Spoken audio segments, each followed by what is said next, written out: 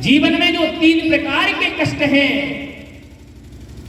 वो कौन से 3 प्रकार के कष्ट है भैया? जीवन में तो आदमी कहता बहुत कष्ट है, लेकिन बहुत कष्ट होने के बाद भी जीवन की जो ताप है वो 3 ही है। आध्यात्म में जीवन को त्रितापों में खंडित वर्णित कर दिया गया वेद व्यास जी के द्वारा, विद्वानों के द्वारा। बोले कैसे 3 ताप? बोले दैहिक। अब दैहिक ताप में भी कई तुम्हारी शाखाएं हैं। दैविक ताप में भी उसके कई प्रकार हैं, और भौतिक, ये 3 प्रकार के जो ताप हैं इनको नष्ट करते हैं। इसलिए ठाकुर जी का कीर्तन, ठाकुर जी की शरणागति जरूरी है। तब जाकर के सर्वप्रथम सच्चिदानंद भगवान को नमन किया गया, क्योंकि बिना इनके चरणों में समर्पण के हमें कुछ भी प्राप्त नहीं होगा। हमारे जीवन के ताप संताप दूर होने वाले नहीं है। तो तापत्रय विनाशाय श्री कृष्णाय वयम नुमः, हम सभी भगवान श्री कृष्णचंद्र भगवान के चरणों में नमन करते हैं। बोलिए सच्चिदानंद भगवान की जय हो। अब श्रीमद् भागवत की कथा नैमिषारण्य पवित्र क्षेत्र में, नैमिषारण्य पवित्र क्षेत्र में श्री सूत जी महाराज व्यास आसन पर विराजमान हैं, और सूत जी महाराज के सम्मुख 88,000 ऋषि उपस्थित हैं। देखें आप, बड़े ध्यान से सुनिएगा, बड़े सूक्ष्म में सुनाऊंगा। आज प्रथम सभा है, लेकिन जो भी बताऊं उसको ध्यान से सुने जरूर। 88,000 ऋषि उपस्थित हैं केवल एक व्यक्ति को सुनने के। विचार करें जरा,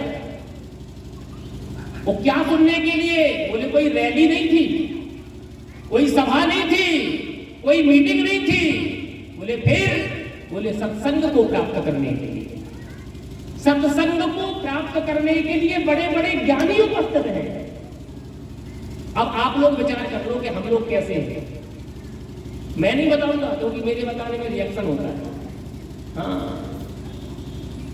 फिर तो हम बताते हैं कि कौन कैसा है, फिर लोग बाद में हमारे जाने के बाद कहेंगे कि वे खुद ऐसे हैं, वे ऐसे हैं, वो फला। कहानी पकड़ ली हमने। गुरुजी सवेरे हमसे कह रहे थे, बोले लला अच्छे से कथा कहना, नहीं तो थप्पड़ याद होगा तुमको। हमने कहा अरे सरकार क्षमा करना भाई, हमारे पितामह, हमारे बाबा है, हमारी परंपरा के, ये हमें पीटेंगे तो आशीर्वाद होगा भाई। हाँ? तो महाराज 88,000 ऋषि, और उन 88,000 ऋषियों को हैंडल कौन कर रहा है? सूत जी महाराज। विचार करना जरा, एक व्यक्ति 88,000 श्रोताओं को हैंडल कर रहा है। क्यों हैंडल कर रहा है? जरा विचार करिए। इतने पढ़े लिखे लोग बैठे हैं, वो इसलिए 88,000 लोगों को अकेले हैंडल कर रहा है क्योंकि उसमें परमात्मा की शक्ति है। वो भगवान की शक्ति लेकर के बैठा है, वो परमात्मा की कथा सुना रहा है। इसलिए 88,000 लोग चुपचाप बैठ के सुन रहे हैं। वो कहीं भंडारा चल रहा होता, बफर चल रहा होता, तो 1,000 आदमी को संभालना मुश्किल हो जाता है। बताइए, छीना झपटी मस्ती है, केला हमको मिल जाए, 15 हमको मिल जाए, बर्फी हमको मिल जाए। हाँ? लेकिन क्यों? क्योंकि 88,000 ऋषि आज नैमिषारण्य की धरती पर बैठ करके बड़े प्रेम से, शांत मन से, भावपूर्वक सूत जी को सुन रहे हैं। क्योंकि भगवान की शक्तियों का संचार हो रहा है, भगवान की कथा का संचार हो रहा है, तब सुन रहे हैं। और कैसे सुन रहे हैं? कैसे सुन रहे हैं महाराज? उन 88,000 ऋषियों का जो नेतृत्व कर रहे हैं, वो कर रहे हैं शौनक जी महाराज, शौनकादि।